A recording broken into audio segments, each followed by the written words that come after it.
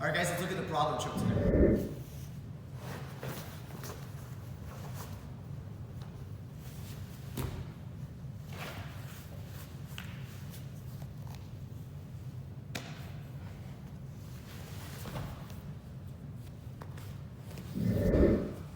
Starting in the side control position, we have our deep cross face, our strong underhook, and our hands are in a nice gable grip.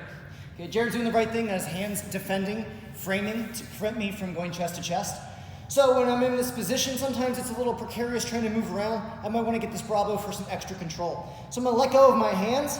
I like to take like an anchoring grip here on the shoulder, just so my cross face stays nice and strong. And I take my hand here and I just bring it back and start peeling out his gi, his lapel. Okay, I don't want to pull my whole body back. It's going to give him too much space. So I just keep my chest where it is and just move my arm.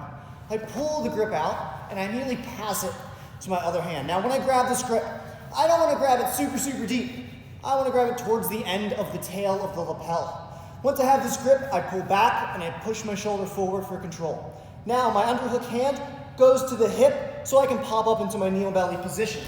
When I pop up into the kneel belly, I have my foot posted out here for support, and then my knee wants to stay on the near side of Jared's body. If I put it too far over, I get on balance and he can start rolling me over. So I want to keep my knee just barely on his ribs.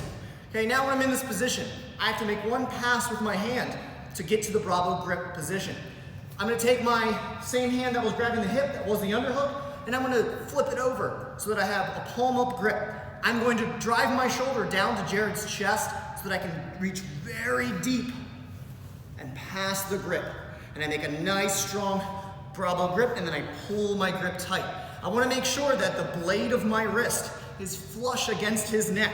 If I have like space like this, you can see I'm not touching his neck, I'm not going to be able to have this choke. So I want to make sure that I'm closing that space off to his neck. Two parts for the finish.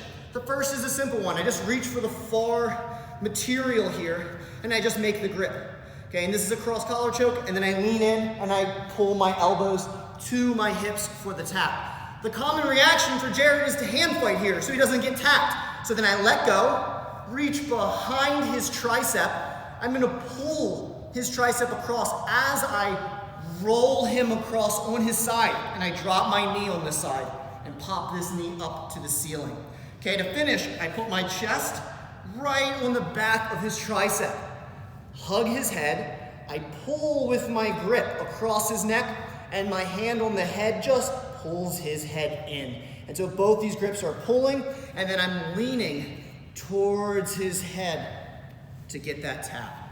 Starting here, I pass the grip, hand to the hip, pop up to the knee on belly. I switch to my Brabo grip position. I go for my cross collar choke. When I get the tap, he defends.